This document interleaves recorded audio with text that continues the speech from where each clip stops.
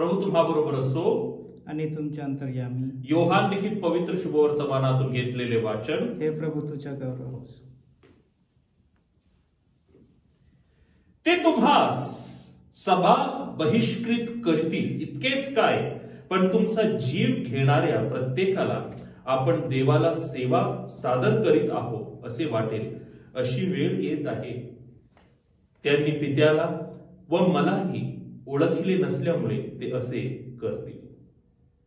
प्रभूचे शुभवर्तमान. हे प्रभू येशू ख्रिस्त तुझी स्तुती असो.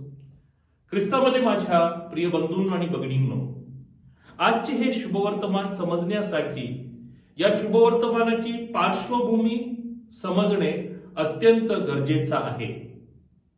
संत योहानचे शुभवर्तमान हे 4थे शुभवर्तमान आहे आणि या शुभवर्तमानाची रचना इसवी 90 मध्ये झाली आणि त्या काळात अधिकृतपणे यहुदी लोकांनी आद्य यहुदी ख्रिस्ती लोकांना सभा बहिष्कृत केलं होतं आणि या ऐतिहासिक घटनेचे स्मरण ठेवून शुभवर्तमानकार येशू ख्रिस्ताच्या या शब्दांची आठवण करतात. माझ्या प्रिय बंधूंनो आणि भगिनींनो, कदाचित आपल्या ख्रिस्ती विचारांमुळे, ख्रिस्ती धर्मामुळे लोक आपलेही बहिष्कार करत असतात.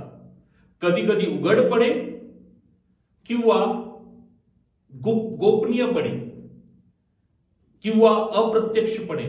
या सर्व क्षणी आपण येशू ख्रिस्ताचे हे शब्द लक्षात ठेवावं की ख्रिस्ती म्हणजे त्याला बहिष्कार रूपी वधस्तंभ स्वीकारावा लागेल. हे आवाहन स्वीकारण्यास आपण तयार आहोत का? या प्रश्नावर मनन करूया. आमेन.